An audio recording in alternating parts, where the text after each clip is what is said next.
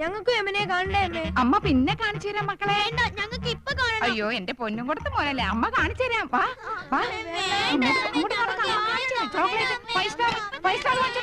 മൂന്ന് കുട്ടികളെ മുറിയിലിട്ട് പൂട്ടിയിരിക്കണം. പ്രസവിച്ചു കൂട്ടുമ്പോ ആലോചിക്കണമായിരുന്നു. നാണല്ലോ മുതു കളവയ്ക്ക്. പ്രായം കുറച്ച് കാണിക്കാൻ നന്ദേട്ടനെ വള്ളി നിക്കൽ ഇടിച്ചില്ലല്ലോ, ഭാഗ്യം. അങ്ങനെ വിട്ടൂടാ. എനിക്ക് പ്രായം ഒന്ന് കുറച്ച് കാണിക്കണം. എന്താ ഒരു വഴി? പ്രത്യേകിച്ച് വഴിയൊന്നും നോക്കണ്ട ആനന്ദം. പ്രകൃതി നിനക്ക് വേണ്ടുവോളം സൗന്ദര്യം കനിഞ്ഞ് അനുഗ്രഹിച്ച് തന്നിരിക്കല്ലേ. ഒരു 25-നപ്പുറം പ്രായം മതിക്കില്ല. 25?